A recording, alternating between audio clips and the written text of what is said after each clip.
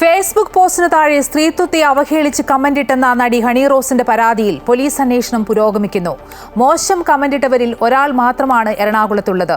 വ്യാജ അക്കൗണ്ടുകളുടെ വിവരങ്ങൾ ഫേസ്ബുക്കിനോട് തേടിയിട്ടുണ്ടെന്ന് കൊച്ചി DCP വ്യക്തമാക്കി. അതേസമയം നടിയെ പിന്തുണച്ച് ഫെഫ്ക രംഗത്ത് വന്നു. നടിയുടെ പരാതിയിൽ 30 പേർക്കെതിരെയാണ് Ernakulam central police FIR register ചെയ്തിരിക്കുന്നത്. IT ആക്ടിലെ അടക്കം വകുപ്പുകൾ ചുമത്തിയാണ് കേസെടുത്തത്. കുമ്പളം സ്വദേശി ഷാജി എന്നയാളെയാണ് ആദ്യം അറസ്റ്റ് ചെയ്തത്. മോശം കമന്റിട്ട ആളുകളിൽ ഒരാൾ മാത്രമാണ് എറണാകുളത്തുള്ളത്. ബാക്കിയുള്ളവർ ഇതര ജില്ലക്കാരാണ്. വ്യാജ അക്കൗണ്ടുകളും ഇതിലുണ്ട്. ഇത് സംബന്ധിച്ച് ഫേസ്ബുക്കിനോട് വിവരങ്ങൾ തേടിയിട്ടുണ്ടെന്ന് DCP വ്യക്തമാക്കി.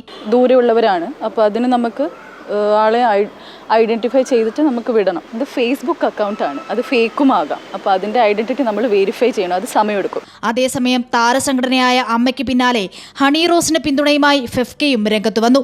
ഹണി തുടങ്ങി വെച്ചിരുന്ന ധീരമായ പോരാട്ടത്തിന് പിന്തുണ അറിയിക്കുന്നുവെന്ന് ഫെഫ്ക ഫേസ്ബുക്ക് കുറിപ്പിലൂടെ അറിയിച്ചു. അമൃത ന്യൂസ്, കൊച്ചി.